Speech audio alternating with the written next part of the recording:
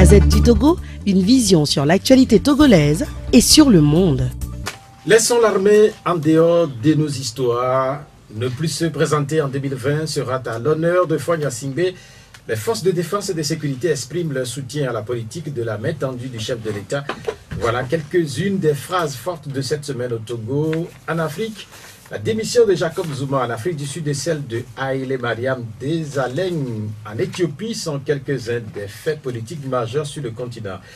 Mesdames, Messieurs, bonjour et merci de nous rejoindre dès 12 de Pyramide FM. Nous sommes ensemble pour une émission spéciale avec 3 invités. Ce dimanche, les Togolais ont de nouveau prié pour leur pays. Depuis jeudi, quelques-uns d'entre eux se retrouvent à l'hôtel 2 février à Lomé pour préparer le dialogue politique attendu depuis 6 mois. Il y a 6 mois, en effet, naissait la nouvelle crise sociopolitique qui continue de se chercher ses solutions au moment où on attend pour demain le bilan de 6 mois de contestation du pouvoir en but aux divers soutiens du régime. Le président du Ghana et sans doute accompagné de plusieurs diplomates arrive à Lomé. La capitale togolaise accueille le 27e dialogue politique inter-togolais. Quelles sont les chances du nouveau dialogue? Le succès sera-t-il au bout? Mais en réalité, comment définir le succès du prochain dialogue? Monseigneur Philippe Fanoko Kodjo a donné une réponse, sa réponse. L'archevêque émérite de Lomé conseille au locataire de la présidence son retrait du pouvoir en 2020 après 3 mandats à la tête du Togo. Cette solution fera-t-elle du coup le succès des assises de Lomé? Principal rendez-vous politique en ce début d'année au Togo, il est suivi de près par la communauté internationale. Il est suivi parce que depuis le mois d'août, de nombreux Togolais ont été tués ou blessés. D'autres vivent en cachette ou loin de leur pays. Cette semaine, certains défenseurs des droits de l'homme estiment qu'une centaine de personnes au moins a trouvé la mort. Faux rétorque le gouvernement. En 6 mois, quel est le vrai bilan de la tension politique au Togo? Le connaîtra-t-on un jour? Au cœur de cette tension, les partis politiques, les militants, mais aussi les forces de l'ordre et de sécurité. Ces dernières doivent-elles être invitées à l'hôtel du 2 février? Elles ont, en cette semaine, exprimé leur soutien à la politique de Fonya Singbe. Ce dernier a perdu un de ses homologues, Jacob Zuma. Dans le même temps, Addis Abeba se cherche son nouveau chef du gouvernement. Après juste 2 mois, 2018 serait-elle porteuse de grandes réformes sur le continent noir? Robert Mugabe est parti il n'y a pas longtemps. Morgan Tsvangirai est allé plus loin en rejoignant les ancêtres. Nos invités sont le représentant d'Amnesty International à Lomé, Aimé Adi, que nous attendons, l'ancien président de la Ligue togolaise des droits de l'homme, maître Raphaël Kwandé Adiaré, et le président de Nouvel Engagement Togolais, Djeri Tama. Le technicien du jour est Romaric Freitas. Chers invités, bonjour et bienvenue à Pyramide FM. Bonjour, bonjour Pierrot, bonjour aux auditeurs et auditrices de la radio Pyramide FM. Comment allez-vous? Nous allons bien. Djeri Tama. Bonjour et bonjour aux fidèles auditrices et aux fidèles auditeurs de Radio Pyramide FM. Aimé Adi, qui vient de nous rejoindre. Aimé, bonjour, comment allez-vous? Bonjour, je vais bien. Et le dimanche? On se débrouille. On se débrouille, comme tous les Togolais. Oui, mais chacun est allé au culte sûrement et dire quelques mots à ce à quoi il croit. Et je crois que chacun aussi pensera aux Togolais, au Togo en particulier, par rapport aux grands enjeux qui s'annoncent. Vous savez que cette émission va être largement consacrée peut-être à la fin de la crise que traverse le Togo, puisque depuis quelques jours se pointe à l'horizon le dialogue politique qui va s'ouvrir officiellement ce lundi à Lomé. Quel sentiment vous anime en ce dimanche? Nous allons donner la parole d'abord à un acteur politique, Djeri Tama. Quel est votre sentiment? Vous savez, nous sommes aujourd'hui à une croisée de chemin. Ce dialogue doit être le dernier dialogue. Et aujourd'hui, je crois que nous profitons du fait que nous sommes donc un jour consacré pour les chrétiens à Dieu, pour mettre donc sous sa protection les préliminaires qui n'ont pas encore trouvé d'aboutissement. Donc le sentiment, c'est un sentiment, je vais dire, de concentration et un sentiment aussi d'inquiétude, parce que les discussions préliminaires étaient prévues pour durer 2 jours. Nous en sommes à 4 jours. vous imaginez que si on fait 4 jours pour des préliminaires, ben, qu'est-ce qui se passera légèrement quand on va rentrer dans le vif du sujet. Donc, bénédiction et puis inquiétude, ça fait carrément 48 heures que nous attendons que la fumée blanche sur les préliminaires, qu'on puisse voir cette fumée blanche, là on ne la voit pas toujours. Selon les communiqués de nos amis facilitateurs, il paraît qu'aujourd'hui, jusqu'à midi au plus grand tard, on verra cette fumée blanche là. Donc nous sommes assez curieusement sur une émission qui commence à midi, donc on suppose que peut-être que pendant qu'on fait cette émission, la fumée blanche sortira et quand on finira l'émission, on aura la fumée. Est-ce qu'on peut rappeler un peu les préliminaires? C'est quoi les préliminaires? Bon, vous savez que nous ne sommes pas partie prenante de ce dialogue-là, mais sur les éléments que nous avons, les préliminaires, ils sont, on peut dire, de 3 sortes. Hein. Le premier, c'est concernant la libération des détenus, que ce soit dans le cadre des incendies ou que ce soit dans le cadre des manifestations. La détermination des participations, des participants plutôt, et puis l'ordre du jour qui va pouvoir meubler ce dialogue-là, et à ce jour, sur ce que nous avons entendu, ne serait-ce qu'en se fixant sur les comptes rendus des facilitateurs, il reste juste que tout le monde puisse s'entendre sur l'ensemble de ces 3 points pour qu'on puisse entamer, à la limite je vais dire que puisse s'entamer ce dialogue-là demain, puisque tout le monde peut dire que le dialogue commencera le 19. Maître Raphaël Pandé-Adjaré, nous sommes dimanche, le dialogue va s'ouvrir incessamment lundi, et visiblement on n'a pas le communiqué final attendu en principe pour samedi dans l'après-midi ou plus tard. Est-ce que vous êtes inquiet? Bon, mais inquiet, je dirais que non, mais nous croyons que l'intérêt supérieur de la nation va prévaloir et que même si ça a attendu, il y aura toujours quand même quelque chose qui va sortir mieux vaut tard que jamais, dit-on. Nous sommes aujourd'hui le 18. Le 18, et je crois que c'est symbolique, demain le 19, qui marquera donc les 6 mois, jour pour jour, quand la crise a commencé au Togo, le 19 août.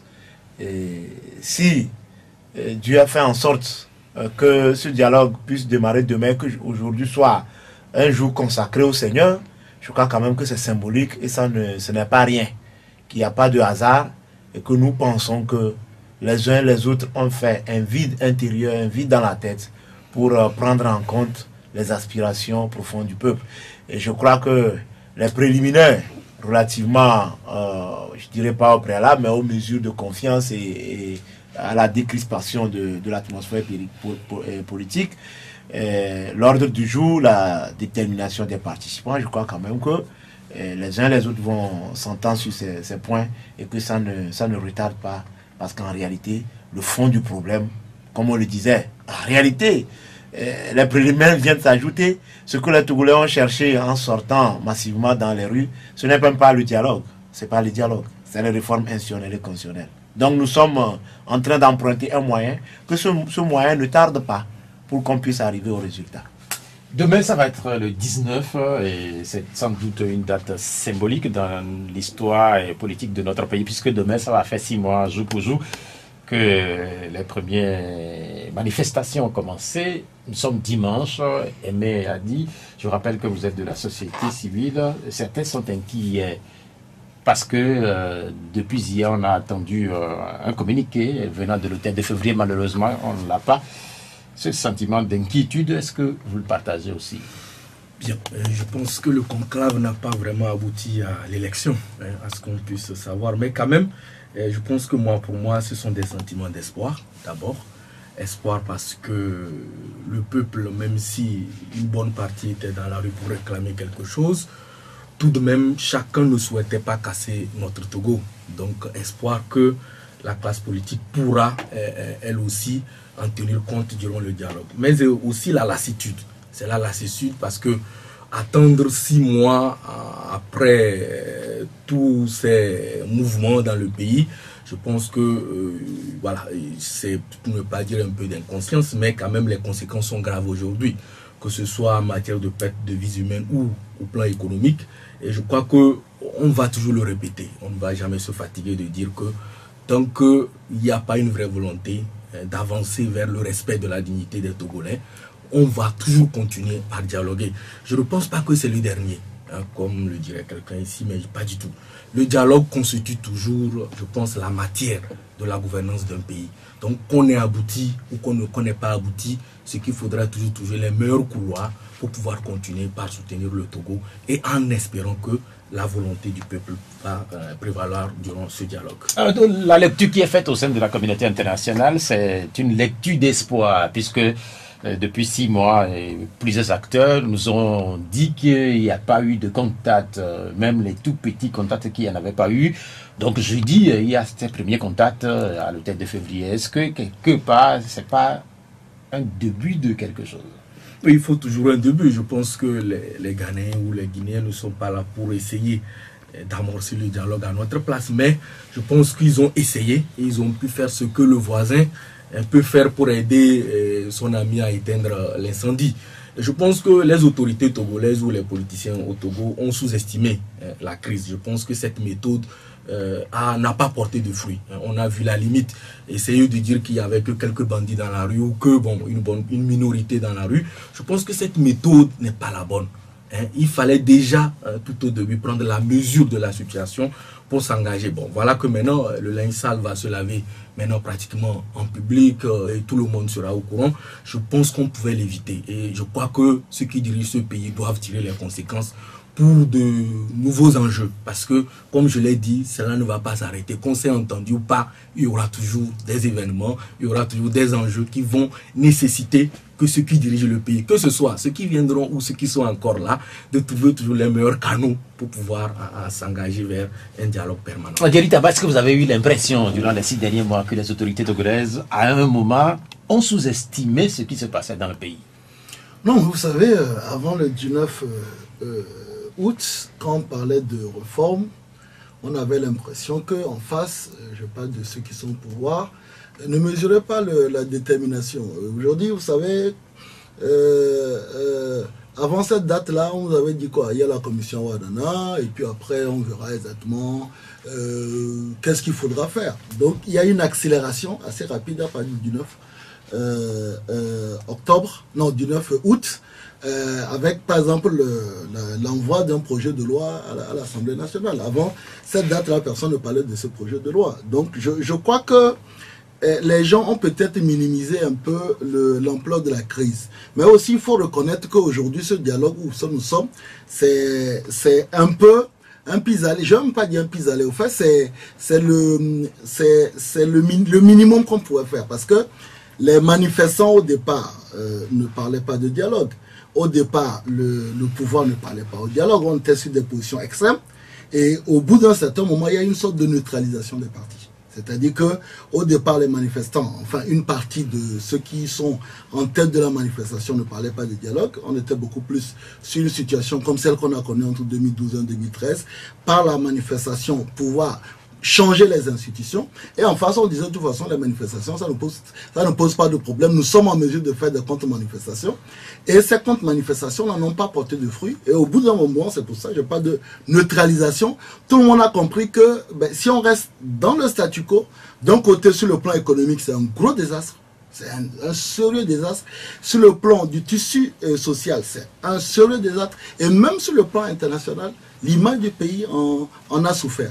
Donc nous sommes arrivés à un point où c'est un peu la paix des braves qu'on est en train de faire. C'est voilà pourquoi je considère qu'aujourd'hui, ce dialogue-là, tout le monde doit comprendre que si on n'arrive pas à trouver de solution, en réalité, personne ne gagne. Ni du côté de ceux qui ont estimé que par la rue on pouvait renouveler les institutions, ni du côté de ceux qui sont au pouvoir et qui considèrent que en ne faisant pas de gros efforts sur le plan de la gouvernance, sur le plan de la projection, sur les institutions, ils peuvent se maintenir au pouvoir. Donc nous sommes à une étape, c'est une sorte de paix des braves. C'est pour ça que je considère que si tout le monde est conscient, si tout le monde fait le sursaut patriotique nécessaire, nous devons pouvoir sortir de cette situation en considérant que le statu quo ne profite absolument à personne. Est-ce qu'on a perdu 6 mois? Si on a perdu 6 mois, je dirais, je répondrai par oui ou par non. Oui, parce que les réformes politiques, c'est-à-dire les réformes constitutionnelles et institutionnelles, ne datent pas d'aujourd'hui. Ce n'est pas aujourd'hui qu'on devait faire ces réformes. Ces réformes devait être faite depuis 2006, du moins à partir de 2006, dès la signature de l'accord politique global. Et donc, attendre pour que 11 ans après, une crise naisse et que cette crise dure 6 mois, je dirais que oui, on a perdu 6 mois gratuitement. Je dirais non parce que, vous savez, de toutes les manières, cette crise que nous avons connue et qui a duré 6 mois permet de se faire une introspection, et de penser fondamentalement que on ne peut pas continuer indéfiniment à tromper un peuple ou bien une partie du peuple. On peut tromper une partie du peuple, on peut tromper une partie du peuple tout le temps, on peut tromper une partie du temps tout le peuple, mais on ne peut pas tromper tout le temps tout le peuple. C'est impossible. Et que le comportement de nos dirigeants, qui consistait, à chaque fois qu'il y a un problème, s'asseoir autour d'une table, faire semblant de trouver des solutions et déplacer les problèmes sans les résoudre, ça rattrape toujours. Ça rattrape. Et je crois qu'aujourd'hui, les 6 mois, oui, mais ça constitue, je crois, une manière pour les Togolais de dire, mais cette fois-ci, ça suffit. Ça va. Et ce mouvement mondial citoyen qui a été créé autour, quand moi je parle de mouvement mondial, effectivement, il s'agit de ce mouvement-là. Les Togolais sur le territoire national de la diaspora se sont levés, sans même appartenir à un parti politique, ni même à une association, pour dire non, mais nos dirigeants, vous ne pouvez pas continuer par nous tromper indéfiniment. En 2006, on a signé un accord politique global. Et n'oubliez pas que l'accord politique global est venu mettre fin à quelque chose d'important et a essayé de donner une certaine légitimité au président de la République qui était venu au pouvoir dans du sang. 500 morts avait défini la mission de constatation des faits des Nations Unies. 500 morts. Et l'APG est venu comme un cache-cesse pour protéger en réalité le Togo. Je dis même protéger le chef de l'État de la hantise d'une cour pénale internationale. On a créé la CVJA a fait ses recommandations, rien n'a été mis en œuvre. Nous sommes passés aux élections de 2007, aux élections présidentielles 2010, aux législatives de 2013, à présidentielles de 2015, sur fond de contestation. Et nous disions à l'époque que non, nous sommes dans un cycle infernal. Élections, contestation, répression, négociation, on fait semblant de prendre des engagements qu'on ne respecte pas, et en plus on passe aux élections et le même cycle recommence. Et donc moi je crois que les manifestations qui ont déclenché à partir du 19 août ont enseigné aussi bien à l'opposition, à la majorité, aux citoyens lambda, que non, cette fois-ci, rien ne sera comme avant. Et je conclus mon intervention en disant que ces manifestations ont fait savoir au monde entier que la crise togolaise n'est pas une querelle entre le pouvoir et l'opposition. Ce n'est pas une querelle entre le pouvoir et l'opposition. Et donc, le signal fort est donné pour le dialogue, pour dire non, on ne va pas à ce dialogue pour aller partager un gâteau. Non. En réalité, c'est quoi? La crise togolaise, c'est une crise, c'est une malgouvernance qui est née depuis 50 ans, une mauvaise gestion des affaires de la cité, c'est-à-dire que les dirigeants régentent la vie des citoyens, mais ils s'en foutent pas mal des revendications des citoyens. Et donc, tout ce qui s'est passé, en réalité, excusez-moi si je le dis, si je dis que le poisson pourrit toujours par la tête, je ne dis pas nécessairement le chef de l'État, mais la tête, c'est le gouvernement.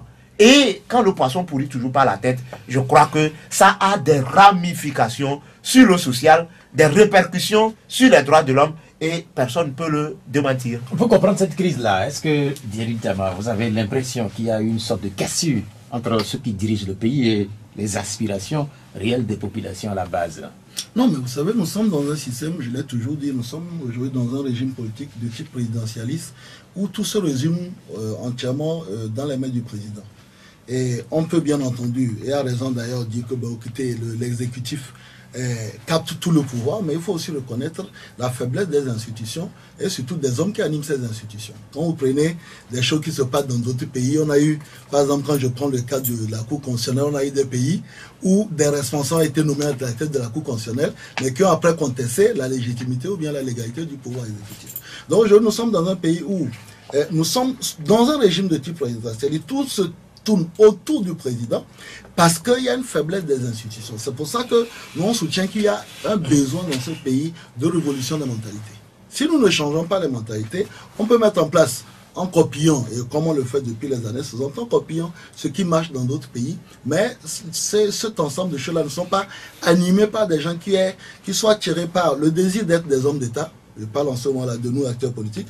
Et ensuite, en ce qui concerne les institutions, des gens qui veulent vraiment être au service de l'État tout en conservant leur éthique et leur indépendance. La crise togolaise est une crise des institutions qui n'arrivent pas à être autonomes, même si parfois on leur donne la capacité de leur autonomie. Donc oui, on a vraiment l'impression qu'il y a une cassure dans notre pays entre ceux qui nous dirigent et le peuple. Parce que quand vous prenez les problèmes sociaux, que les problèmes qui sont liés aux services sociaux de base, l'éducation, la santé, l'énergie, ainsi de suite, on se rend compte qu'il y a une vraie cassure. Que nous, sur l'ensemble de ces services-là, nous restons encore à des minima, alors que nos capacités sont suffisamment importantes pour qu'on puisse avoir plus d'éléments. Mais c'est aussi parce que, quelque part, quand nous prenons notre Assemblée nationale, qui est donc le pouvoir législatif, est ce pouvoir-là qui doit être en mesure de contrôler. Mais ce travail-là n'est pas suffisamment fait. Vous avez aujourd'hui, c'est tout récemment, et en cela je remercie, même je félicite la société civile, qui met parfois du feu sous, pas du sous le postérieur, des hommes politiques qui sont à l'Assemblée nationale en disant, mais invitez de plus en plus les ministres, faites des enquêtes parlementaires, mais ne vous contentez pas de rester à l'Assemblée nationale, de vous entendre là pour augmenter uniquement vos salaires et de ne rien faire. Parce que, au minimum, s'il y a quelque part où l'exercice du contrôle, du pouvoir de contrôle, du pouvoir législatif doit se faire, c'est à l'Assemblée nationale. Mais on se rend compte que malheureusement, l'Assemblée nationale, le travail que l'ensemble de l'Assemblée nationale doit faire ne se fait pas. Donc, nous avons un vrai déficit de contrôle de l'action de l'État par des gens qui doivent être des hommes d'État. Malheureusement, au Togo, on n'en a pas assez parce que chacun regarde un peu les petits avantages qu'il a. Et c'est pour ça que nous, on pense que la nouvelle génération, nous disons tout le temps, il faut une nouvelle classe politique au Togo, il faut une nouvelle génération qui comprenne que quel que soit le système politique dans lequel nous sommes, si ce n'est pas les hommes qui se lèvent et de façon coordonnée, pragmatique, qui décident de mettre en place des organes de contrôle, ben en réalité, on peut faire 100 ans dans ce pays sans que rien ne change. Est-ce que là, vous n'évoquez pas deux problèmes à la fois? Puisque quand vous évoquez les institutions, vous pointez du doigt également les hommes qui les animent, les hommes de l'Assemblée nationale. Ben bien sûr. Aujourd'hui, nous avons... Disons, on peut se permettre même de dire oui, le reste des institutions, la Cour constitutionnelle, la HAC, la CNDH, on peut dire que tout ça, il faut aider. Mais on a quand même l'Assemblée nationale. Et quand vous regardez, il y a que peut-être 2 ans que l'Assemblée nationale a commencé à faire des propositions de loi. Malheureusement, c'est que la plupart des propositions de loi que l'Assemblée nationale font du côté de l'opposition ne concernent que le pouvoir exécutif. En réalité, sur des questions concernant les services sociaux de base, le contrôle même de l'action des gouvernants sur les services sociaux de base, nous devions pouvoir avoir des propositions d'enquête, même des enquêtes indépendantes pour pouvoir nous éclaircir sur certains sujets. Donc c'est là. Maintenant, après, ça ne dédouane pas l'exécutif, je l'ai dit tout à l'heure, depuis, et ça c'est l'engagement que nous avons depuis 2012. Aujourd'hui, nous considérons que si notre pays a des problèmes, la responsabilité, les 80% de responsabilité, incombe à ceux qui sont au pouvoir. Et là, on ne va pas les dédouaner non plus, parce qu'ils ont tous les leviers du pouvoir. Si c'est bon, on les félicite. Si c'est pas bon, mais il faut avoir le courage de les dénoncer. Tantôt, Adi Aimé, Maître Raphaël Bandé Adiaré décrive un cycle qui est connu au Togo quand il parle de violence, quand il parle de contestation, de la répression, quand il parle après de dialogue, et puis après des élections finalement pour le Togo. Est-ce qu'on n'a pas vu ce qui vient de se passer ou ce qui se passe au Togo dans un schéma tout à fait normal? Je pense que c'est un schéma normal si nous prenons l'histoire du Togo à partir des années 90. Mais quand même, il faut reconnaître que ce sont les dirigeants eux-mêmes qui ont souhaité qu'on en soit là, personnellement. Même si on dit que c'est à 80%, moi je dirais presque à 99%, parce que c'est eux qui sont comptables devant le peuple, vis-à-vis de la gouvernance, de la gestion des affaires de la cité. Et je pense que ce cycle infernal continue tout simplement parce que, pour moi, et j'insiste, et je le dis, même pendant 100 ans, si Dieu nous donne vie, que les droits humains n'ont jamais été une priorité pour nos dirigeants. Vous avez vu, moi je vous donne juste le profil. Après 2005, on fait la commission d'enquête des Nations Unies, on accepte les résultats, on met en place la CVJR, on fait amener le haut-commissaire aux droits de l'homme, et puis juste après, on crée un ministère des droits de l'homme, et puis juste après ça, on dirait qu'après les élections de 2010, on dit bon bravo, le Togo a fait des progrès, et gare à vous si vous allez en public et vous ne commencez pas par la phrase le Togo a fait des progrès, cependant, et donc c'était devenu comme un péché mortel, et juste après ça, on balaye tout. Voilà, le haut commissariat qui ferme ses portes avec des raisons, manque de soutien financier. Puis après, vous n'avez même plus de ministère des droits de l'homme. Après un petit tapage, on crée un secrétariat aux droits de l'homme annexé au ministère de la Justice. Tout simplement parce qu'on n'a pas envie, et je pense qu'il n'y a pas cette volonté de dire que le Togolais est plus important que les institutions de la République, malgré tous les débats qu'on fait. Vous voyez, vous êtes là sur le terrain en matière de monitoring. Vous voyez des actions d'usage excessif de la force, vous ne pouvez rien dire parce que tout simplement on estime que ici l'important c'est de défendre une institution, c'est-à-dire par exemple la présidente de la République et tout, sans oublier que le président émane de ce peuple d'abord, et donc il faudrait d'abord satisfaire le peuple avant de pouvoir défendre les intérêts. Donc pour moi il y a tout ce système-là qui fait que tout le cycle de la violence continue parce que souvenez-vous, un peuple qui est toujours brimé cherche toujours des moyens de s'exprimer.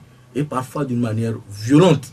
Et je crois qu'à chaque fois qu'on demande aux autorités de faire le nécessaire pour essayer de trouver des solutions durables. Parce que pour moi, ça ne doit pas être conjoncturel. Et j'ai peur que 2 février nous apporte une solution conjoncturelle. Il faut penser au durable. C'est pour cela que hier, nous avons publié un document dans lequel nous appelons les autorités, la classe politique togolaise, à faire des droits humains un élément fondamental. Et je pense que l'une des institutions qui a été créée ici au Togo, qui a un peu fait un travail avec Monseigneur Bariga, c'était sur les droits de l'homme. Donc pourquoi continuer par négliger ce secteur-là, de former des gens? Thierry Tama a parlé du changement de mentalité. On ne peut pas changer des mentalités tant qu'on ne peut pas former des gens sur des questions du respect de la dignité d'autrui, du respect de la diversité des Togolais, et que chacun soit traité d'une manière légale, et qu'on ne puisse pas créer des disparités entre les personnes parce que telle personne est colonel ou l'autre est un simple administrateur civil, et qu'on puisse tous répondre devant la loi. Et donc cela, pour moi, m'amène à dire que vous avez parlé du vide qui existe entre ceux qui nous dirigent, le peuple. Oui, tout simplement parce que le contrôle et la reddition des comptes manquent dans ce pays. Vous prenez l'exemple de la Cour des comptes. Je ne pense pas, je ne sais pas, j'ai mes aînés en face de moi, si on a une fois vu un rapport de la Cour des comptes sur quelque chose. Donc, ce sont là des éléments. Des journalistes attirent l'attention des autorités sur des travaux qui ne sont même pas exécutés pour une route. Et on ne fait rien, c'est plutôt ces journalistes-là qu'on menace. Pour moi, on était arrivé à un moment où, même ceux qui n'étaient pas opposants, se sont forgés la mentalité d'opposants. Les gens sont dans la rue très arrogants, pas simplement parce que les gens sont mécontents, parce que c'est Faure Gnassingbé qui nous dirige. Parce qu'il y a un système qui s'est formé, le citoyen n'avait plus d'espace. Il n'a plus d'espace. Il était juste celui qui devait rendre compte à celui qui le dirige, et non celui qui le dirige devait d'abord lui rendre compte, donner l'exemple. Donc tous ces éléments ont fait que je pense que la mayonnaise n'a pas été celle qu'elle devait être, elle est devenue moutarde puante. Aimé a dit quelque chose d'assez fondamental, peut-être à mes yeux, ou on verra ce que vous en pensez. Il dit entre les structurels et les conjoncturels, il va falloir choisir. Est-ce que vous avez l'impression que, vu ce qui est en train de se mettre en place là, face au problème du Togo, les solutions qui vont être apportées par le 2 février vont être des solutions juste d'ordre conjoncturel? D'abord, avant de répondre à cette question, je voudrais compléter quelque chose qu'il a dit de très fondamental. C'est-à-dire le fait que le système puisse placer la dignité humaine, le respect des droits humains au cœur de la politique, au cœur des politiques de développement. Je voudrais vous servir un passage du rapport de la mission de constatation des faits des Nations Unies. Et le diagnostic avait été fait depuis 2005. Le rapport disait ceci: la crise togolaise est une crise politique avec d'importantes répercussions sur la protection de la population civile et la situation des droits de l'homme. La question des droits de l'homme est au cœur de la culture de la violence et d'impunité du système politique togolais depuis une quarantaine d'années. La promotion, le respect et le renforcement des droits de l'homme doivent donc constituer le socle de la construction de la démocratie au Togo. C'est-à-dire que tant qu'on ne mettra pas les droits de l'homme, la personne humaine, au sein des entreprises de développement, je crois que on va fausser toujours le débat. Et c'est ça qui nous amène à des solutions conjecturelles. Le fondamental aujourd'hui, lorsque vous prenez le budget de l'État togolais, aujourd'hui en 2018, vous allez voir que la répartition du budget est faite en sorte que ceux qui sont au pouvoir puissent avoir une part importante pour asseoir leur politique de développement. Et cette politique de développement, ou cette politique de ceux qui sont au pouvoir, est assise autour des moyens. Comment faire pour conserver le pouvoir? Comment faire pour conserver le pouvoir?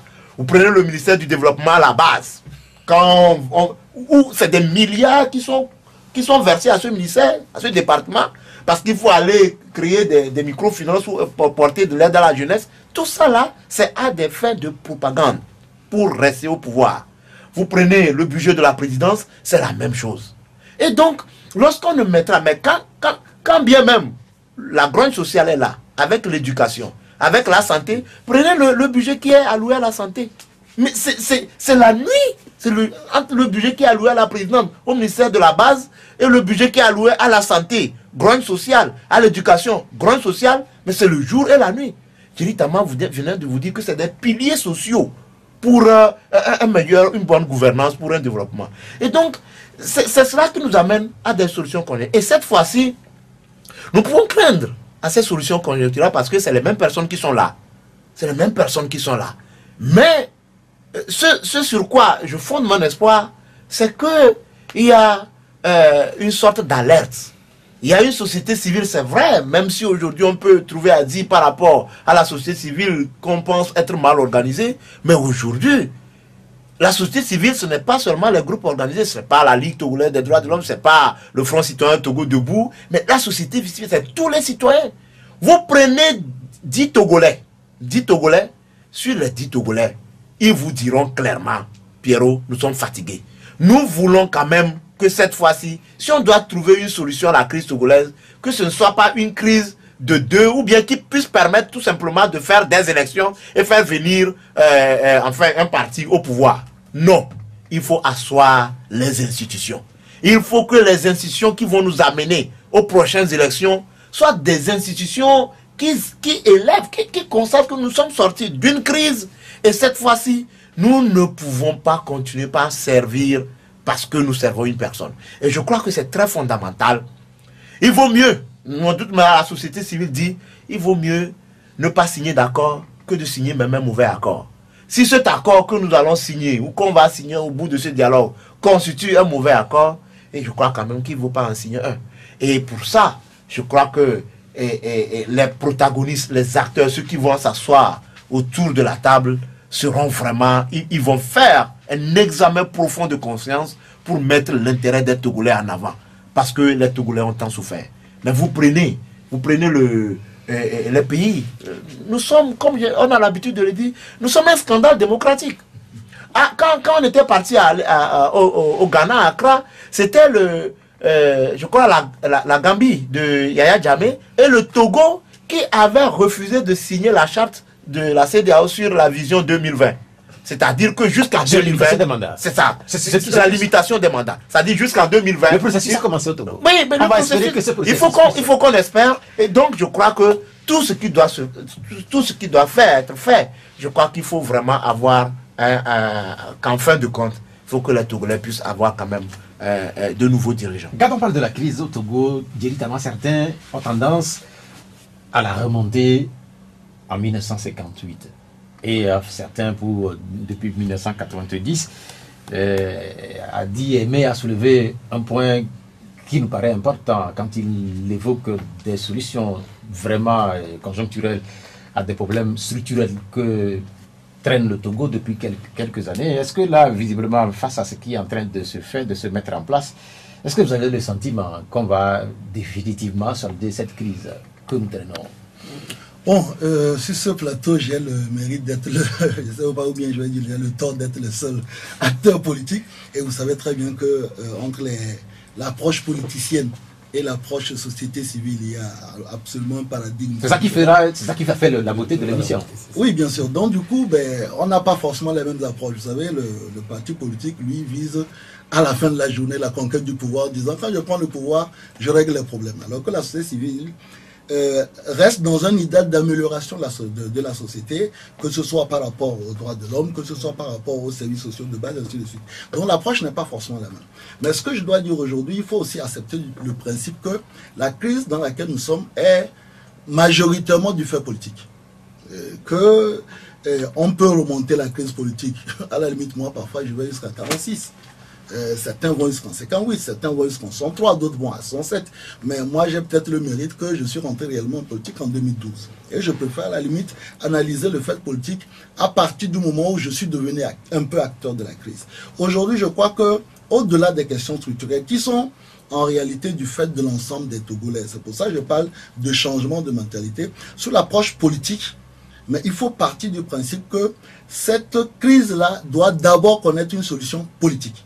Et c'est uniquement une fois qu'elle a connu une solution politique qu'elle peut être accompagnée dans sa résolution par la société civile. Moi, j'ai un regret. C'est qu'au Togo, la société civile n'a pas la même force, la même puissance, la même capacité même de mobilisation qu'elle ne l'est dans certains autres pays. Ce qui fait que ça fausse un peu les débats.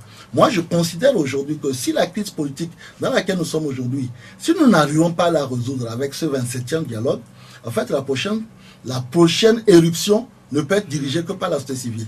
Parce que ça aurait montré que les acteurs politiques ont atteint leurs limites. Parce que comme je l'ai dit tout à l'heure, tout le monde a compris que nous sommes arrivés à un point de non-retour. Que du côté du pouvoir, on ne peut pas continuer à faire comme s'il n'y a pas de problème. Mais que aussi du côté de l'opposition, on ne peut pas considérer qu'on a à nous seuls la solution au règlement de crise. Donc aujourd'hui, oui, la crise elle est conjoncturelle parce qu'il va falloir trouver des solutions sur la gouvernance, sur les questions d'alternance, sur les questions du rapport à l'homme. Vous savez, moi, je me revendique du centrisme. Le premier élément du centrisme, c'est l'humanisme. La politique doit contribuer, doit avoir comme premier objectif l'amélioration des conditions de l'humain. Si ça ne le fait pas, ça ne sert à rien. Je ne sais pas si vous comprenez. Donc, l'humanisme, si l'humanisme ne transcende pas, ne soutient pas l'action d'un politique, à la limite, il n'a qu'à changer de métier. Et c'est ce discours-là qui est un peu difficile, parce que les gens, d'un côté, sont complètement, et je suis d'accord avec monsieur Maître Raphaël, quand il dit que les gens ne regardent que la prédation du pouvoir. Je suis parfaitement d'accord. Mais au même moment aussi, il faut regretter que depuis une dizaine ou une quinzaine d'années, le seul but d'une partie de l'opposition, qui est majoritaire, a été que l'accession au pouvoir. Et ce qui fait que les problèmes qui ne sont pas périphériques, mais qui sont importants, qui concernent le développement, qui concernent les questions, à la limite même qui intéressent le citoyen, ces questions-là, malheureusement, sont oblitérées au profit de la conquête exclusive du pouvoir. C'est pour ça que nous pensons qu'il est temps qu'on remette l'être humain au cœur de l'action de l'homme politique, pour faire en sorte que notre objectif, c'est réellement l'amélioration des conditions de... Sinon, ça sert à quoi de faire la politique si ce n'est pas pour améliorer les conditions de vie de nos concitoyens? Ça ne sert à rien. Dans ce moment-là, on va faire du business. Et en ce moment-là, dans le business, on veut gagner de l'argent, on veut faire des économies. Mais quand on fait la politique, c'est améliorer les conditions de vie. Mais vous en faites les deux, puisque vous êtes acteur politique également businessman. En fait, il y a un débat, avant même que ce dialogue ne s'ouvre officiellement, il y a un débat quant à la participation de tel ou tel groupe, quant à la participation de tel ou tel acteur politique. Oui, les Togolais sont divisés sur le caractère exclusif ou inclusif du prochain dialogue qui va s'ouvrir. Quelle est votre position sur cette question-là, Maître Raphaël Kwanda-Diaré? Bon, mais sur le caractère inclusif ou non du dialogue, la position de Maître Raphaël Kwanda-Diaré, mais la position du Front Citoyen Togo Debout, auquel j'appartiens, je crois que d'une manière ou d'une autre, le chef de l'État a répondu à cette question. Le chef de l'État, dans l'interview qu'il a accordée au magazine Jeune Afrique, il a été clair. Il a dit qu'il y a des partis au sein de l'opposition, il y a des partis qui revendiquent et il y a des partis qui ne revendiquent pas. Il a dit, blanc sur noir. Alors, s'il y a des partis qui revendiquent, ça voudrait dire qu'ils connaissent ces partis. Et tout le monde les connaît. S'il y a si on parle du fait que la crise est née de la revendication, la crise est née des manifestations de ceux qui sont sortis pour manifester, cela voudrait dire que ceux qui ne revendiquent pas, ben on va les appeler pour leur demander quoi? Vous ne revendiquez pas. Qu'est-ce que vous allez chercher à la table du dialogue? Ça, c'est la première étape de mon analyse. La seconde étape de mon analyse voudrait que, même si on invitait tous les partis politiques, ou bien, enfin, à l'Assemblée, à la table du dialogue, je voudrais tout simplement que chacun ait en tête l'intérêt supérieur de la nation. Parce que, Pierrot, si, je peux dire même, si nous tous, nous avons en idée l'intérêt supérieur de la nation, on n'a même pas besoin de ce dialogue. Parce qu'on sait ce qui est bon pour le Togo. Tout le monde le sait. Qu'est-ce qui est bon pour le Togo? C'est pourquoi, j'en viens. C'est pourquoi cette fois-ci, il faut éviter de penser que cette crise est une querelle entre le pouvoir et l'opposition. Auquel cas, il faut aller s'asseoir là-bas pour dire, ok, d'accord, unir, amener tel nombre de personnes pour le gouvernement, et ANC amener tel nombre de couleurs orange, PNP amener tel nombre de couleurs rouge, et enfin... Le FDR, amenez-nous tel nombre de personnes. Non, ce n'est pas ça. C'est ce qui s'est fait par le passé et on va de crise en crise. Cette fois-ci, c'est le peuple. Et donc moi, je pense que ce qui est bon pour le peuple, on le sait. Pierrot, on le sait.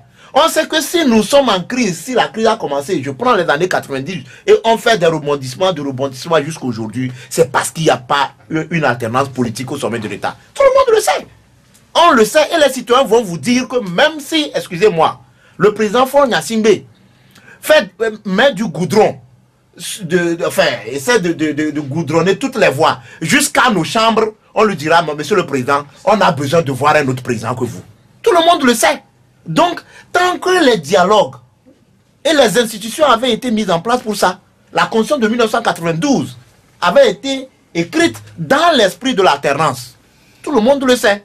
Et donc, on sait que c'est la malgouvernance qui nous a conduits jusqu'ici. Vous avez dit tantôt qu'il faudrait mettre l'homme au centre de la politique qui est pratiquée. Si éventuellement demain Faure Gnassingbé vous donnez votre chambre à coucher, ça veut dire que quelque part il vous prend en compte. Oui, mais je suis d'accord. Je suis d'accord. Ça veut dire que mais vous savez, l'être humain est limité.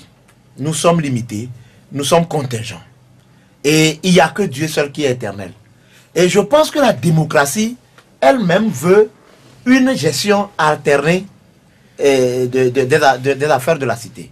Il faut que une minorité succède à la majorité. Et vous savez, je crois qu'il y a des gens qui ont écrit, hein, lorsque vous prenez Georges Burdeau, il dit que l'alternance, c'est l'oxygène de la démocratie. C'est le signe auquel on reconnaît un régime démocratique. Et Oriot dit, excuse-moi, c'est un constitutionnaliste, il dit l'alternance, c'est le point d'achèvement d'un processus démocratique. Donc ça, quand vous prenez le Togo n'a pas encore atteint ce point d'achèvement. Et donc moi je crois qu'aujourd'hui tout le monde sait, comme je le dis, tout le monde sait le problème. C'est que tout ce qui se passera, il faut nécessairement aboutir à une alternance. Je pense que oui, bien sûr. Hein, je crois que ce que tout le monde sait. Oui, bien sûr. Je pense que c'est pas un secret. Hein, c'est pas un secret que il y a un grand problème de la conception au Togo de l'alternance. L'alternance ici pour nous sous-entend la possibilité pour le peuple de se choisir le président qu'il faut à un temps régulier. Et donc pour le cas du Togo, actuellement il y a un grand problème parce que pratiquement toutes les élections se passent avec des contestations. Tout simplement parce que même, supposons même que des gens aient réellement perdu. Vous voyez, le fait qu'on puisse être dans le même sillage avec les mêmes personnes, ça donne toujours une vision de quelque chose de déjà connu. Même si demain on me dit qu'il y a élection au Togo, avec les mêmes acteurs que j'ai en face de moi, je peux vous donner déjà les résultats. Sincèrement, sans même aller observer des élections en cravate, en veste, dans une 4x4. Ça c'est clair, parce que, vous voyez, j'étais à Kara et je discutais avec des jeunes. Il y a un jeune vraiment qui a tenu un discours de sagesse. Il m'a dit, mais je pense que on n'a pas besoin de polémiquer, on n'a pas besoin de se tuer dans ce pays pour ça. Et il dit tout simplement que lui, il a réfléchi et son grand-père avait dit quelque chose que je vais partager. Il dit que, au fait, dans la vie, quand on vous dit que vous avez trop mal fait, à un moment donné, vous dites, ok, je vais me retirer et comme ça, quelqu'un va venir pour bien faire. On peut aussi vous dire dans la vie, vous avez très bien fait, vous êtes une bonne personne. Donc, pour, au fait aussi, mesurer vraiment le bien que vous avez fait, vous allez dire, je vais me retirer, quelqu'un va venir et on va comparer. Donc, pour moi, c'est ce que j'ai pris comme message quand j'étais à Kara pour discuter avec ces jeunes-là. Je pense qu'on n'a pas besoin de voir de grands acteurs en cravate à l'hôtel de février pour apprendre le b.a.-ba. Je pense même que au-delà des aspects de constitution, les juristes vont venir ici, et on va les faire payer quoi par jour. Ils vont gagner assez d'argent sur notre dos, du contribuable. Je pense qu'au-delà de ça, il y a l'éthique qui doit quand même nous amener à penser que, à un moment donné, notre rapport vis-à-vis du pouvoir n'est pas sain. Il faut à un moment donné savoir lever le pied pour dire, bon, demain, que quelqu'un vienne, qu'on compare. Oh, c'est le minimum. Je pense qu'on peut. Je pense que, au fait, moi, je ne veux pas vraiment me lancer dans des débats techniques de juristes diplômés de Harvard, de George V. Je ne veux pas. Vraiment, les Togolais n'en veulent pas, ils n'en ont pas besoin. Qu'on puisse considérer le plan éthique. Est-ce que c'est normal qu'on puisse continuer comme cela? Et d'ailleurs, nous avons des exemples autour de nous. C'est ce qui fait que même un enfant aujourd'hui de 10 ans, 12 ans, vous lui posez la question, il n'a pas besoin de lire sur WhatsApp. Il dit, ah, quand j'étais né, on disait au Bénin, c'était tel. Après, aujourd'hui, c'est tel. Bon, est-ce qu'il y a eu guerre au Bénin? Ah, tu dis non, il n'y a pas eu guerre. Bon, on a dit même qu'au Burkina, l'autre là, même en Afrique de l'Ouest, c'était le plus puissant. Il est parti. Est-ce qu'il y a la guerre actuellement au Burkina? Il n'y en a pas. Bon, pourquoi au Togo, on dit que si quelqu'un part au pouvoir, il y aura la guerre? Donc, il faut forcément continuer. Vous voyez, moi, c'est ce que j'apprends du public. Moi, vous voyez, ne me demandez jamais, je suis diplômé d'où, quel est mon niveau. Moi, j'écoute les gens sur le terrain. C'est tout, des gens de n'importe qui vous parlent. Et vous revenez édifiés. Et vous avez la possibilité surtout, et vous avez surtout la possibilité de prédire les résultats. Éventuellement, si Yeri Tama allait à la prochaine élection présidentielle en 2020, il se classerait à quel niveau? Il va encore perdre?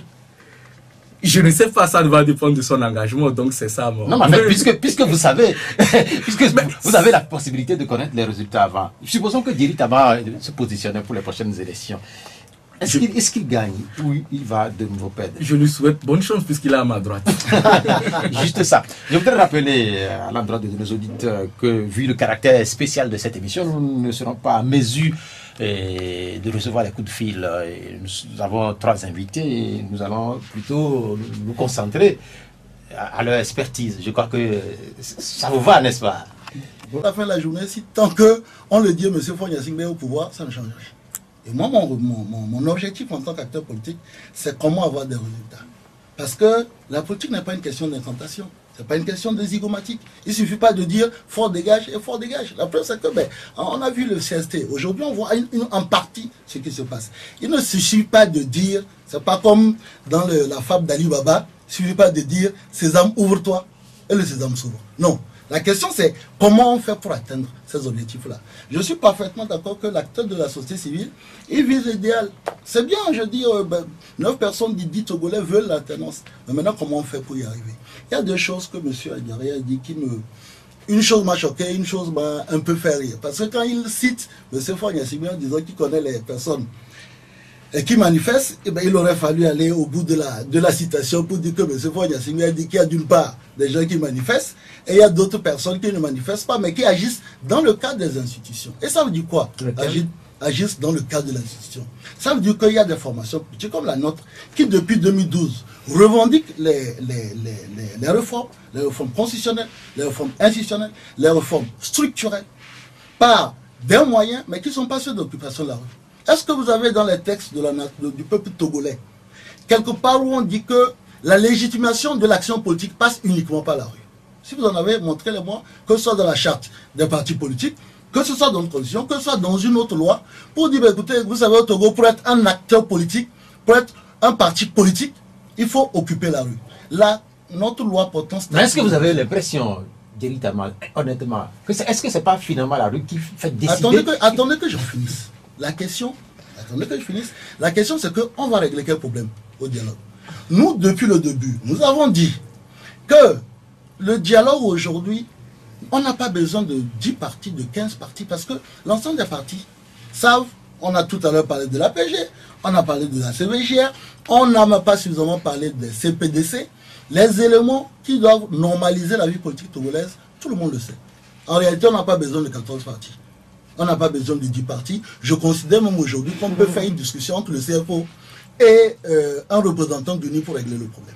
Et que sur le fond, être moi aujourd'hui au niveau du net, présent aux discussions ou pas, honnêtement, j'en ai cure. Parce que je considère que tous les partis qui sont revendiqués de l'opposition savent exactement où est-ce qu'on doit aller.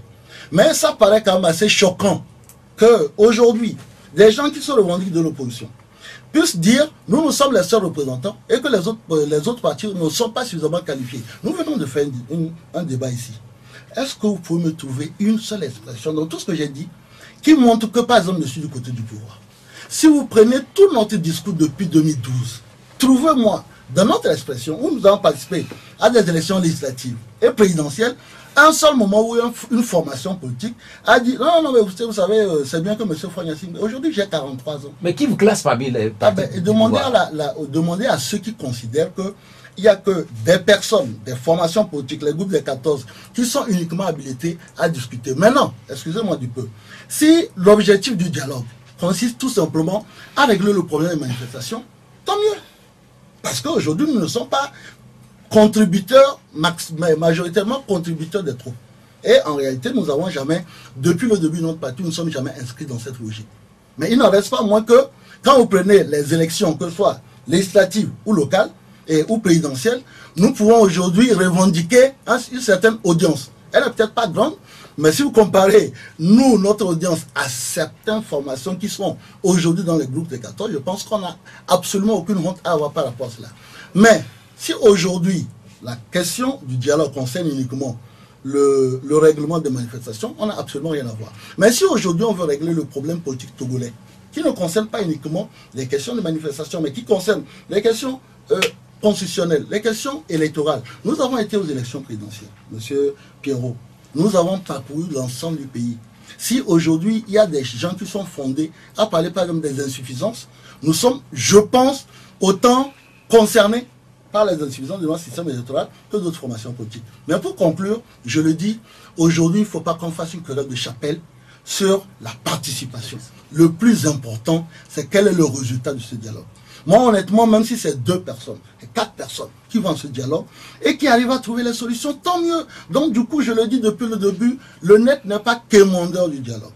Nous avons un ensemble de propositions, une trentaine de propositions. Le jour où le dialogue se lance, nous allons envoyer à nos amis de l'opposition, même s'ils ne nous considèrent pas comme tels, l'ensemble de nos éléments en disant, écoutez, si vous trouvez qu'on a des apports qui sont intéressants et que vous pouvez puiser pour verser dans le discours, ça va bien. Parce que le plus important, c'est vraiment mettre un terme à cette crise-là. Parce que les effets sur le plan social et économique sont absolument dévastateurs, c'est tout. Donc, à vous comprendre directement, vous ne faites pas de votre participation éventuelle. Non, du tout. Ok, on a compris. Vous voulez réagir par rapport à... Je voudrais peut-être réagir un peu pour dire que lorsque le chef de l'État dit qu'il y a des partis qui agissent dans le cadre des institutions, je crois que l'interprétation, moi je ne partage pas l'interprétation que Jerry Tama fait. C'est pour dire que au niveau des partis de l'opposition, si vous prenez le statut des partis politiques, il suffit d'aller faire une déclaration, je crois, à l'Assemblée nationale pour qu'on vous considère comme étant... Non, c'est pas vrai, il faut être d'abord à l'Assemblée nationale. Il faut être à l'Assemblée nationale. Quand vous prenez le vote des 14, vous en avez combien qui sont à l'Assemblée? Non, attends, je vais aller au bout. Voilà.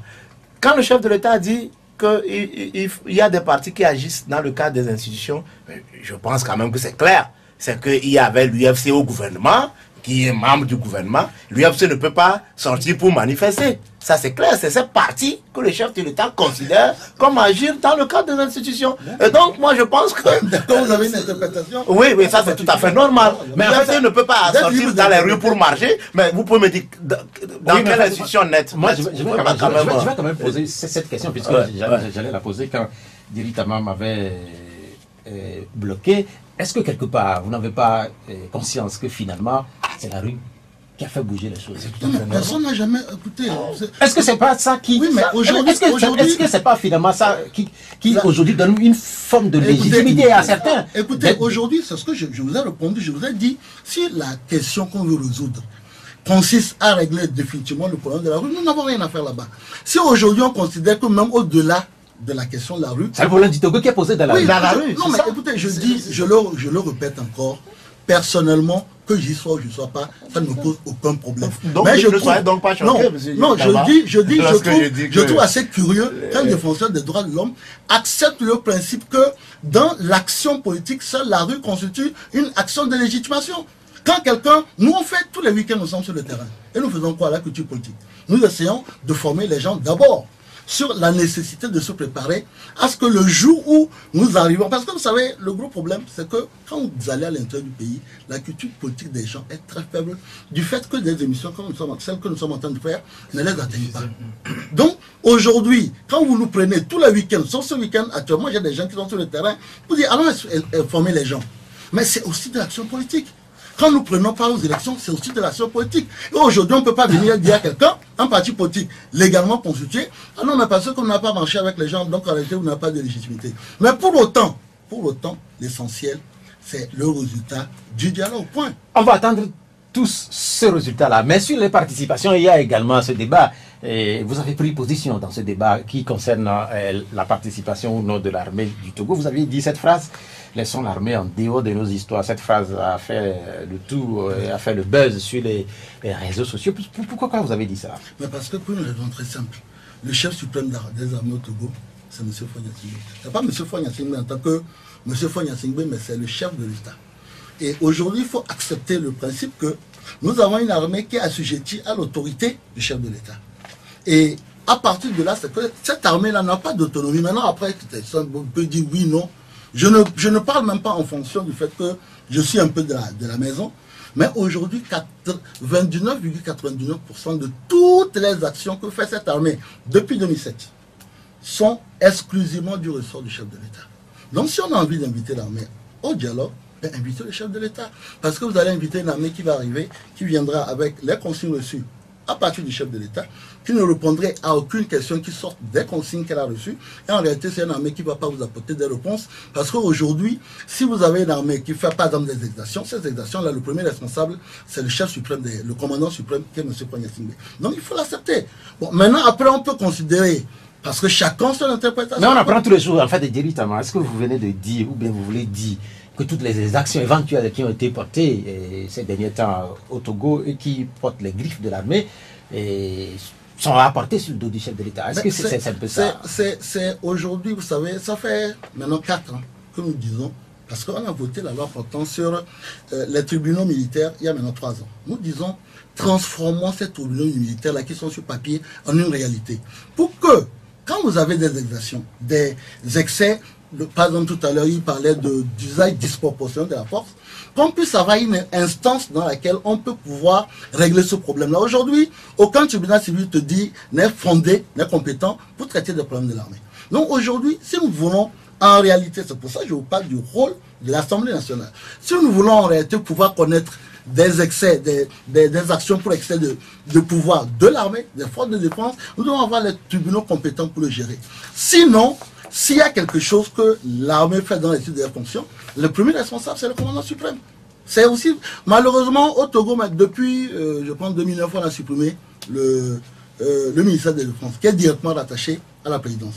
Logiquement, l'Assemblée nationale peut inviter le ministre de la Défense pour connaître peut-être d'un excès de pouvoir éventuellement, ou bien d'un usage disproportionné de la force par les forces de défense. Malheureusement, ce n'est pas encore le cas. Donc, si vous invitez l'armée, c'est que vous invitez son commandant suprême. Sur la même question, quelle est votre position, Aimé Adi? Je crois que pour moi, ce n'est pas tant la composition de ceux qui seront au dialogue, mais c'est aussi beaucoup plus sur la volonté, puisqu'on connaît déjà, comme je pense tout au long de ce débat, on est tous d'accord sur un point, c'est qu'il y a un problème d'alternance, de gouvernance du pays qui ont amené à cette crise. Donc quand on connaît les problèmes, donc forcément on va aller vers quelques pistes de solutions. Je pense que pour nous, on ne s'est pas prononcé en tant qu'organisation sur le fait que l'armée y soit ou pas, mais si on est dans un système idéal de séparation de pouvoir, en réalité l'armée n'a pas sa place. Voilà, parce qu'on est dans un système idéal. L'armée n'a pas sa place, hein. Comme le disait le président Macron, je suis votre chef encore une fois. Donc, on va tomber dans le schéma de Thierry Tama. Ce n'est pas Thierry en fait, c'est Thierry Tama. Thierry, voilà, excusez-moi. Donc voilà. Donc, si on est dans... Mais, vu l'histoire, je pense que par rapport à ce que l'archevêque émérite de Lomé disait, et puis d'autres associations, bon, c'est compte tenu du contexte qu'ils ont probablement souhaité que l'armée puisse y être. Mais connaissant aussi, hein, puisque parfois, à travers nos déclarations et puis le travail de collaboration qu'on fait parfois, on remarque que, bon, tant qu'un militaire est à table, s'il n'a pas reçu de consigne, il ne dira rien. Absolument rien de rien. Donc, il y a ce phénomène. Mais je pense que ce qu'ils le souhaitent aussi, c'est plus pour une observation. Que cette armée s'habitue aussi à ce que les civils prennent des décisions et que eux, ils puissent obéir. Voilà. C'est la même question?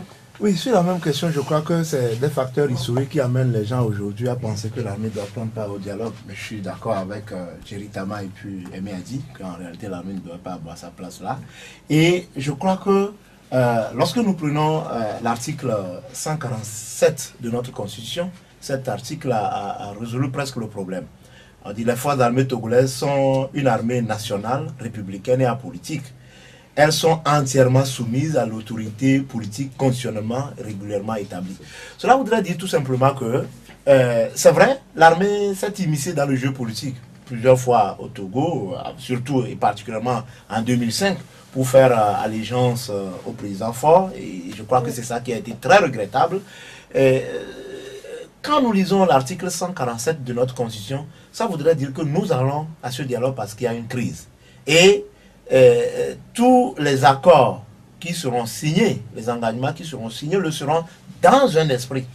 Puisque l'armée est apolitique et que l'armée est neutre, je crois que l'armée sera obligée, elle sera tenue de se soumettre ou bien de rester dans l'esprit de l'accord ou des engagements qui ont été pris au dialogue. En réalité, si nous faisons partie, l'armée, ou nous appelons l'armée à ce dialogue, c'est grave. Parce que là, vous en faites un acteur. Vous en faites un acteur de la crise, à part entière de la crise. Et ce qui est grave, parce que l'armée vous dira, ok, moi j'ai dit ceci, si vous pensez que je dois être acteur à la crise, voici ce que moi je dis et que vous devez le faire. Et je crois que ça commence par être grave. Et donc l'armée, moi je pense qu'elle n'a qu'à rester dans ses casernes, elle est apolitique, elle est neutre, elle est nationale, elle est républicaine. Et quand un accord est signé, je crois que l'armée est obligée, est tenue de se soumettre et de rester dans l'esprit de l'accord. Revenons au dialogue et voyons un peu les chances de ce dialogue. Je ne sais pas si quelqu'un parmi vous a déjà pris part à des négociations concernant le Togo. Est-ce que... Moi, en tant qu'acteur politique en 2000, c'est plus au dialogue Togo Télécom. Oui, qui n'a pas véritablement... Qui a duré le temps de vote ou bien de la décision de l'ordre du jour. Aujourd'hui, vu le contexte international, vu le contexte national, quelles sont les chances des assises qui vont s'ouvrir? Bon, c'est vrai qu'en tant qu'acteur politique, là, quand il faut répondre, il faut tourner sa langue 6 fois dans la bouche avant. Je suis inquiet pour 2 raisons. C'est que vous avez... Je n'ai jamais douté sur le fait qu'on a 2 acteurs majeurs. Nous, si aujourd'hui, éventuellement, nous participons à ce dialogue, nous serons des acteurs périphériques. Parce qu'aujourd'hui, moi, je me revendique d'un centre que j'assume pleinement. Donc, les 2 acteurs majeurs ont malheureusement aujourd'hui des positions qui sont parfois même, on dirait, inconciliables. Parce que vous avez d'un côté les gens qui vous disent c'est le retour à la Constitution de 92 avec toutes ses conséquences. Et les conséquences du retour à la Constitution de 92, c'est dans le départ immédiat du chef de l'État. Et puis vous avez de l'autre côté des gens qui vous disent le dialogue va servir juste à améliorer le texte constitutionnel qui va être soumis au référendum. Donc, s'il n'y a pas un sursaut patriotique, ben, vous voyez que nous sommes réellement dans 2 positions qui vont être extrêmement difficiles et qui sont difficilement conciliable. Et à la limite, je compte beaucoup sur le doigté des facilitateurs pour amener les uns les autres à trouver un champ d'entente. Parce que, comme je l'ai dit, l'objectif du dialogue, c'est de pouvoir améliorer les conditions de vie des Togolais, de pouvoir mettre en place le Togo sur les rails de la bonne gouvernance et faire en sorte que les ressources de ce pays-là puissent profiter au plus grand nombre. Donc, je crois que s'il n'y a pas un sursaut patriotique de la part des acteurs principaux, nous risquons de rentrer dans ce que nous connaissons depuis à l'époque avec le dialogue Togo Télécom, c'est-à-dire que, et vous le voyez plus ou moins avec la difficulté qu'on a à définir notre du jour depuis 4 jours, nous risquons d'entrer dans une phase qui va être extrêmement compliquée et qui risque aussi bien entendu de renforcer la mobilisation populaire et de continuer à enliser davantage la situation sociopolitique. Donc il y a besoin d'un sursaut de tous les côtés. Si on va à ce dialogue en disant c'est ce que nous demandons ou rien, malheureusement, nous risquons de ne rien avoir. Donc, il y a besoin d'aller plus loin. Et c'est par rapport à ça qu'on se rend compte que, au demeurant, il aurait pu être intéressant d'avoir des tierces parties. Moi, quand j'entends les gens dire qu'il n'y a que les manifestants, moi, pourquoi pas aujourd'hui, des participants de la société civile n'auraient pas pu être membres de ce dialogue pour pouvoir calmer et peut-être ramener à... Quelle société civile, en fait, puisqu'il y a ce débat-là aussi. Le gros problème du Togo, c'est que nous n'avons pas, je l'ai dit tout à l'heure, c'est-à-dire que nous n'avons pas réussi à mettre en place une société civile forte, organisée, qui puisse régulièrement parler d'une seule voix. Aujourd'hui, au Togo, vous avez un matin quelqu'un qui se revendique de la société civile qui dit écoutez, il est temps qu'on fasse la tenance et ainsi de suite. Le lendemain, quelqu'un qui se revendique de la société civile qui dit non, mais on est satisfait de la gouvernance de ceux qui sont au pouvoir. Donc ça pose un sérieux problème. Et c'est ça même, parfois qui est un peu gênant. Nous aurions pu avoir au Togo un arbitre qui est la société civile, qui arrive à remettre tout le monde à sa place en disant écoutez, vous ne parlez pas suffisamment de l'intérêt supérieur de la nation. Malheureusement, la société civile est aussi divisée que la classe politique, et ce qui met en place un acteur encore supplémentaire qui n'arrive pas à jouer le rôle d'arbitre, comme on l'a vu dans certains pays. Diéry Taba a fait allusion à Togo Télécom, c'est du passé, nous sommes dans un présent avec tout l'environnement national et international. Quelles sont les chances pour le prochain dialogue? Je pense qu'on ne pourra pas parler de chance, mais probablement du réalisme, qui me fait dire que il y a un peu le dégoût et la déception qui risquent d'y arriver, parce que le dialogue toujours crée cette ambiance. Je crois que ceux qui sont allés avec des revendications vont négocier. S'il y a même un acquis, forcément ils vont abandonner déjà quelques éléments. Ceux qui sont aussi au pouvoir devront aussi concéder, donc forcément il y aura un goût de déception. Je ne vais pas vous dire le dégoût actuellement en Allemagne de l'accord entre Angela Merkel et ceux du Parti Socialiste, par exemple. Donc, il y a toujours cet élément qui est naturel de l'issue d'un dialogue qui déjà me font croire que probablement il y aura des déçus du dialogue. Deuxièmement, connaissant un peu le contexte togolais, déjà, il faut déjà voir que c'est pas une question de radicalisme, mais c'est que le fait de pouvoir s'en tenir à ses positions, c'est-à-dire de conserver, de faire tout pour conserver le pouvoir, va nous amener à une situation parfois de dissidence qui va probablement continuer par haranguer la foule dans la rue. Et je crois que c'est ce que les autorités doivent éviter. Parce que si on sort de ce dialogue et que les gens continuent par défiler dans la rue, à aller passer dans le grand marché, empêcher que les bonnes femmes ne puissent pas faire du commerce, je pense que petit à petit, ce ne sont pas des conséquences politiques, mais c'est des conséquences sociales. Et ce que moi, je n'ai jamais souhaité, malgré ce qu'on peut nous prêter d'intention dans la société civile, de souhaiter le départ de quelqu'un, non. Nous ne sommes pas des gens qui militent pour des changements en force ou des changements populaires. Et on risque d'aller vers là. Et ça, ce n'est pas du bon goût. Soit, ça sera un carnage. C'est-à-dire, les gens vont dire, nous allons toujours défendre notre pouvoir. Et donc, ils sont prêts à se déchaîner sur une population. Et on est dans un style de carnage. C'est pour cela que moi, je pense que ce que nos voisins sont en train de faire, je vais parler du Ghana, ou d'autres pays sont en train de faire, est quelque chose d'important. Il ne faut pas sous-estimer cela, mais plutôt leur permettre de pouvoir aller au bout de leur action, parce que c'est la sous-région elle-même qui va payer les pots cassés de la situation de est-ce que le Ghana qui va se faire autour. Le Ghana et d'autres pays de la sous-région sont véritablement une chance pour le Togo? Bon, mais moi je crois que quand quelque chose est bien, il faut essayer de le copier. je crois que le Ghana a connu de l'alternance. Si je vois bien, le président Faure est venu en 2005, et je crois qu'il a vu passer 2 ou 3 présidents ghanéens. Il a vu passer 2 ou 3 présidents ghanéens. Et je crois que c'est des choses qui doivent interpeller. Ça doit interpeller. Alors, pourquoi chercher à s'accrocher au pouvoir? Pourquoi on doit s'accrocher au pouvoir dans une contestation permanente? Je crois qu'il faut qu'on s'interroge. Moi, je pense que c'est un dialogue de l'espoir. Un dialogue de l'espoir. Et je crois à la capacité de l'être humain de s'amender, de prendre, de prendre expérience sur des faits de la société et de dire non, mais cette fois-ci, je crois que essayons de concéder quelque chose. Et je ne suis pas d'accord, je ne suis pas là pour les extrémistes, mais qu'appelons-nous extrémistes?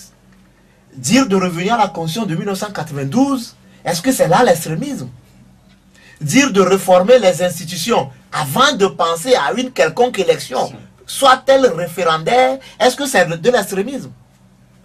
S'accrocher à sa position pour dire non, nous voulons que non, article 158, tel, mais cette réforme ne s'applique pas maintenant et il faut que cela puisse permettre à quelqu'un de se présenter. C'est ça, il faut voir là où se trouve l'extrémisme. Donc moi je crois que c'est un dialogue de l'espoir et j'y crois. Moi j'y crois. Parce que oui, il y a des autorités, si vous permettez, de la sous-région qui sont sorties. Le président Bouhari a dit, c'est un géant de la CEDEAO, il a dit que la transition pacifique ne doit pas faire l'objet de négociations. Parce que les crises pèsent tellement sur le pays et sur la sous-région. Et je crois que c'est une piste qu'il faut explorer. Au-delà de l'espoir, il y a sans doute des erreurs à éviter. Quelles sont ces erreurs-là qu'il faut éviter pour que, au sortir de cette crise, au sortir de ce dialogue, les Togolais puissent chanter Alléluia? Les erreurs qui sont à éviter, je crois, c'est de savoir où se trouve l'intérêt du peuple. Où se trouve l'intérêt du peuple. Et je disais que cette crise ne doit pas s'analyser en une simple querelle entre l'opposition et la majorité. Et donc, le dialogue, ce n'est pas un lieu de partage de gâteaux.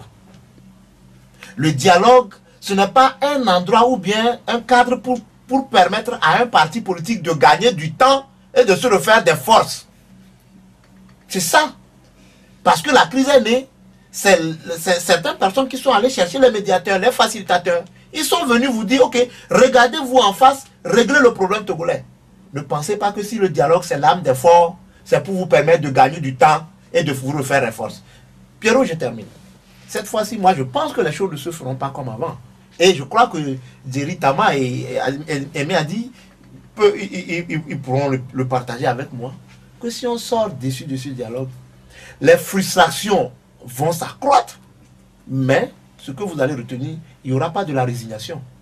Il n'y aura pas de la résignation. Le peuple qui est sorti pour revendiquer ne va pas retourner pour s'asseoir tant que les revendications qui répondent à ses aspirations profondes ne seront pas satisfaites. Nous allons écouter la position de Jerry Tama. Quelles sont les erreurs à éviter pour que, sortir de ce dialogue, il y ait du succès au bout? Non, vous savez, comme je l'ai dit au départ, hein, il y a la société civile qui dit l'idéal, et il y a l'acteur politique qui est du domaine du pragmatisme. C'est, je le dis, la plus grande erreur qui risque de nous enliser, c'est que chacun reste sur sa position. Si chacun reste sur sa position, bon, on va sortir de cette situation où les manifestations vont certainement continuer. Mais quels sont les gens qui perdent dans ces manifestations? Excusez-moi du peu, ce n'est pas la ministre du gouvernement, ce n'est pas ceux qui sont au pouvoir. Ils peuvent résister durant plusieurs années. On a connu des pics de crise dans ce pays.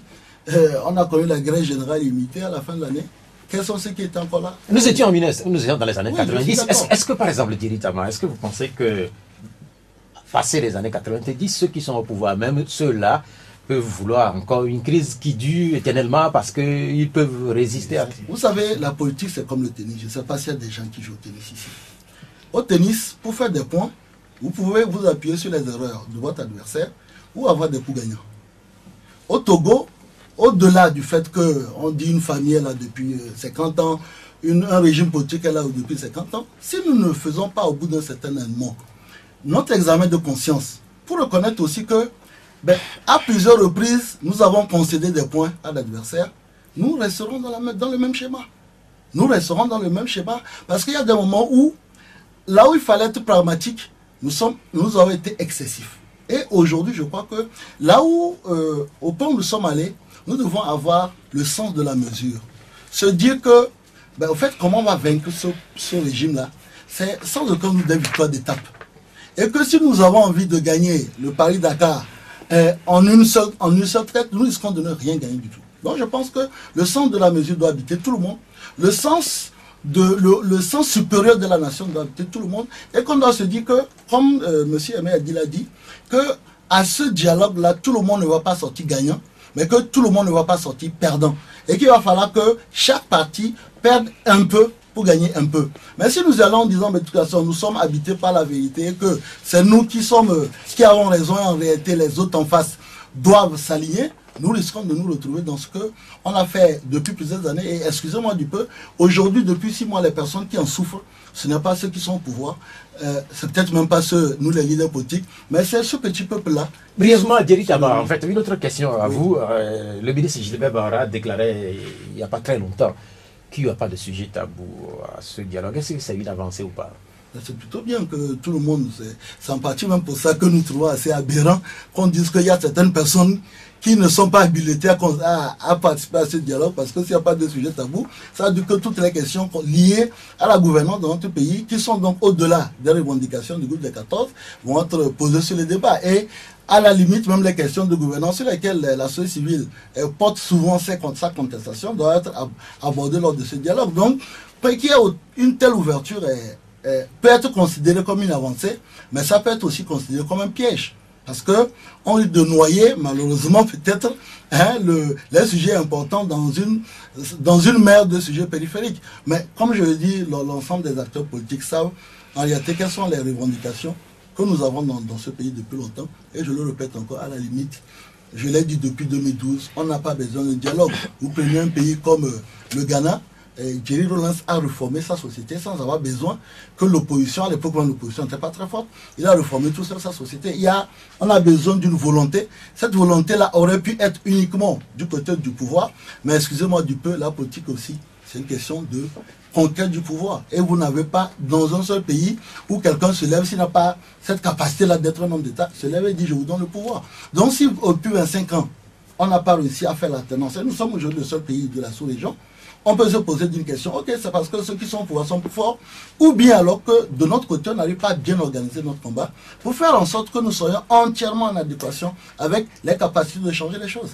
Nous allons évoquer une question qui est aussi importante puisque nous avons avec nous 2 défenseurs des droits de l'homme. Cette semaine, il y a une polémique sur le bilan en termes de morts, en termes de blessés, l'exil des personnes, en fait, à la suite des interventions des forces armées et des groupes organisés. On parle d'au moins 100 morts. Je ne sais pas si c'est exagéré ou pas. Vous êtes des défenseurs des droits de l'homme. Aimé a dit, à plusieurs de mes appels, vous m'avez répondu que vous êtes sur le terrain. Et visiblement, est-ce qu'on est dans la fiction ou pas? Je pense que dans le domaine des droits de l'homme, il n'y a jamais de fiction, il n'y a jamais de sentiment. Voilà. Je pense que nous n'avons pas ce bilan. Mais nous ne commentons jamais le bilan d'autres organisations. Ce n'est pas de notre nature, parce que chacun a sa méthode, sa manière de travailler. J'estime que, voilà, probablement qu'à la lecture de ce rapport, vous verrez s'ils ont suivi une méthodologie rigoureuse, scientifique, pertinente, à travers les visites de terrain qui ont conclu à faire ce bilan-là. Par contre, tout ce qu'on peut constater et que je le dis toujours aux autorités quand j'ai l'occasion de dialoguer avec certaines personnalités, je dis toujours le fait de ne pas bien communiquer, le fait toujours de renvoyer les gens à la hiérarchie éternelle, parce qu'il y a toujours ce terme qui revient. Vous demandez à un commissaire, vous avez combien de personnes en détention, référez-vous à la hiérarchie. La hiérarchie, c'est qui? Vous partez du commissaire, vous allez à la direction centrale de la direction centrale, direction des opérations, directeur général et tout. Et donc, en fin de compte, cela laisse l'opportunité à toute personne de spéculer. Et quand on spécule, forcément, l'interprétation de la spéculation peut conduire parfois à des erreurs. Donc, c'est l'important. Moi, je m'attendais à ça, à ces polémiques-là. Même avant même la publication de ce rapport. Je disais à mes collègues que tôt ou tard, cette manière de fonctionner vont conduire à des problèmes en matière de bilan au Togo.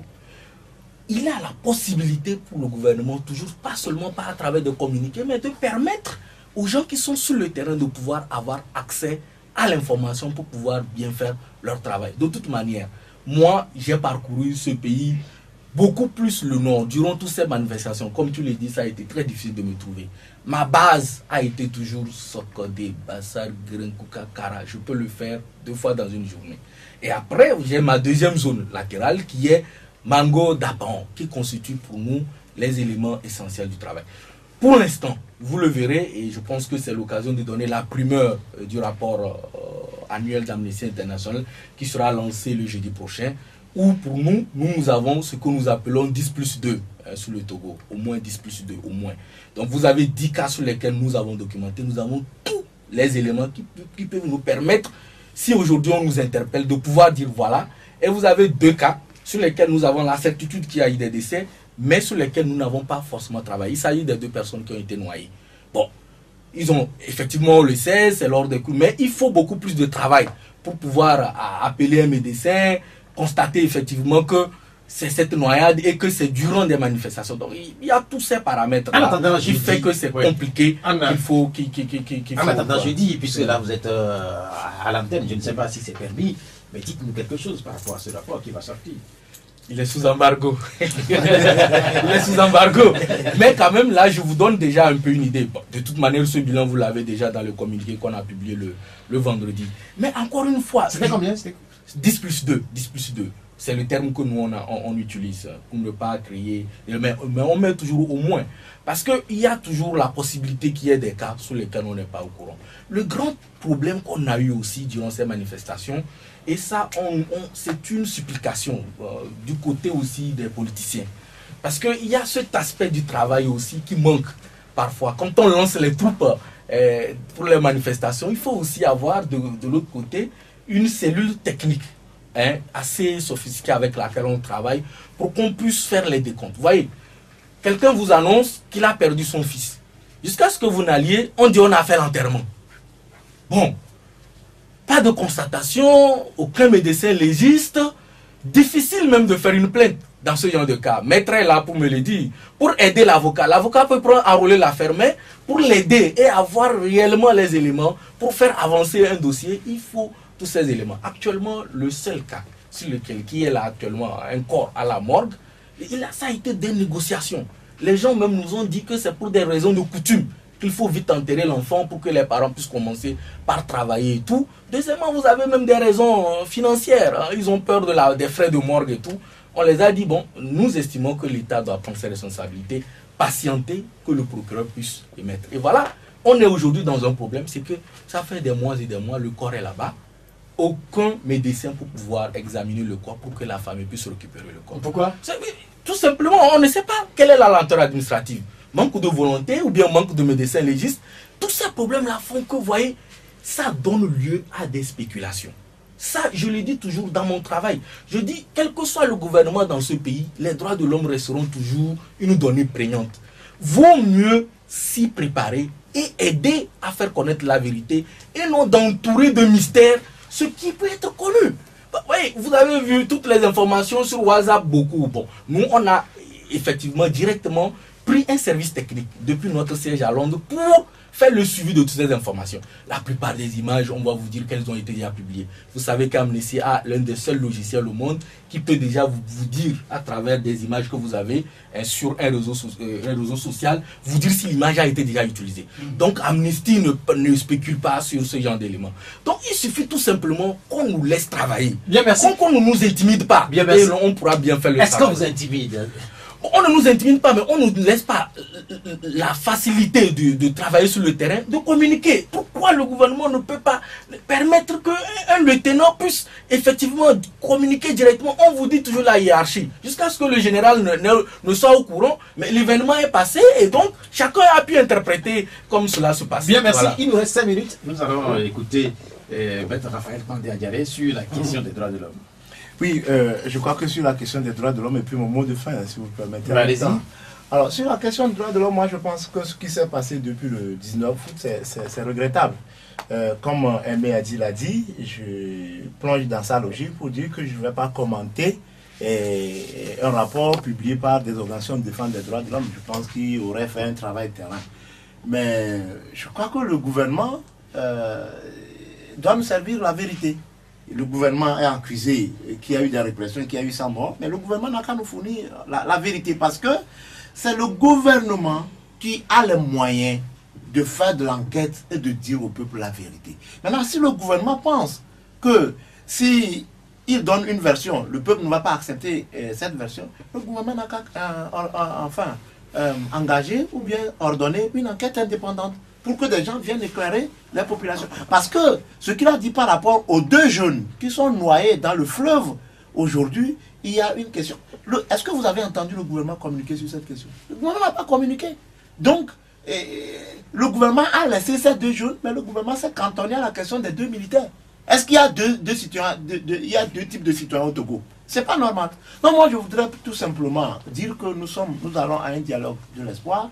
Nous avons un président de la République, mais Pierrot, moi je voudrais conclure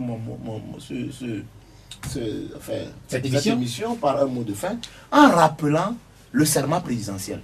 Parce que pour moi, il est capital. Certains de ces points. Dit, devant Dieu et devant le peuple togolais, seul détenteur de la souveraineté populaire, nous, élus président de la République conformément aux lois de la République, jurons solennellement de respecter et de défendre la constitution que le peuple togolais s'est librement donnée, de ne nous laisser guider que par l'intérêt général et le respect de la personne humaine, de consacrer toutes nos forces à la promotion du développement, au bien commun, à la paix et à l'unité nationale.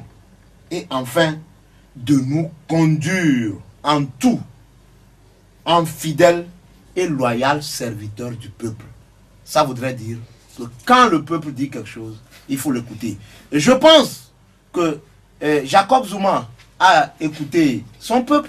Je pense que le ministre éthiopien a écouté aussi son peuple.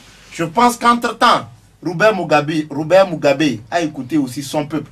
Blaise Compaoré n'a pas voulu écouter son peuple. On sait ce qui lui est arrivé. Je vous remercie.